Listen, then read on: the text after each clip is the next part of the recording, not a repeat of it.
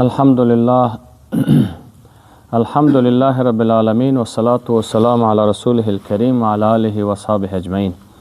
حاضرین عزیز، مخلصای عزیز و بینندگان گرامی و عزیزان که چه در داخل چه در خارج از طریق صفحات بیننده و تعقیب کننده درسای ما بودین، موفق و مایت باشین. دو دعا را که در احادیث ای دعاها نقل شده آمده و یک طریقه خصوصیت برش علما بیان کرده، با شما ما خوانش میگیرم. اگر کسی قلب سالم، دلش همیشه قلبش سالم بمانه، علمش فایده‌مند باشه، در جامعه علمش سودمند و فایده‌مند باشه، قلبش همیشه سالم، از کینه، کدورت، بغض، عداوت پاک باشه، قلب باغینا داشته باشه، دل آرام داشته باشه، نفسش قانع باشه، در امورات زندگی قناعت بکنه و دعایش هم قبول شوه، این دعا را باید بخونه.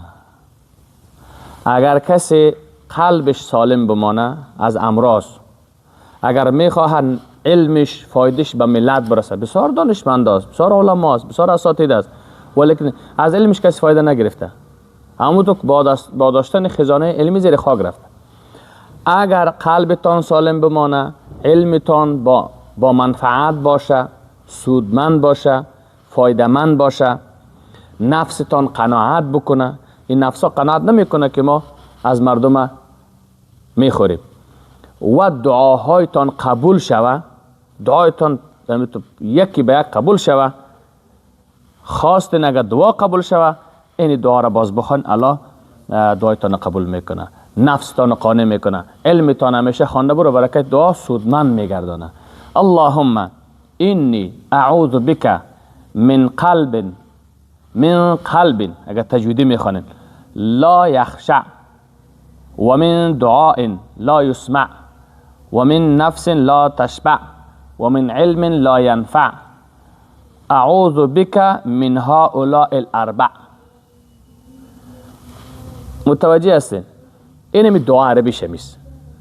اللهم اینی اعوذ بك من قلب لا يخشع، که حرکت دار بخوانی، و من دعاء لا يسمع، و من نفس لا تسمع، و من علم لا ينفع، اعوذ بك من هؤلاء الاربع. این را بخورین، قلبتان برکت دعا الله سالمند میگردانه، علمت سودمند میگردانه، دعایت استجابت و دعایت الله متعال قبول میکنه. یک دعا. دوم، اگر کسی بخواه که ذلیل نشه در میان مردم، خار نشه در میان مردم، شکست در زندگیش مواجه نشه، رسوا نشه، رشخند نشه، خجالت نشه و همیشه سربلند، با وقار، با عزت زندگی بکنه، این دعا را باید بخونه. در میان مردم ذلیل نشه، خار نشه و همیشه عزت حاصل کنه، این دعا را بخونه که با عزت، با وقار، با شان، با شوکت، با مروت، با انسانیت الله برات زندگی میته. این دعا را همیشه ذکر بکن. اللهم اینی اعوذ بک من الفقر والقلة والذلة و اعوذ بک من ان اظلم او اظلم. این دعا را بخونید.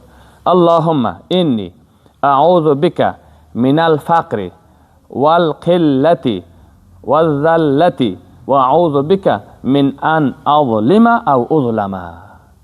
این دعا شما را از مظلومیت میکشه، از ضلالت میکشه، در بین مردم با قد و قامت بلند الله استوارتان میگردانه. این دو دعا، این دو خصوصیت بود که در شما اشاره کردم.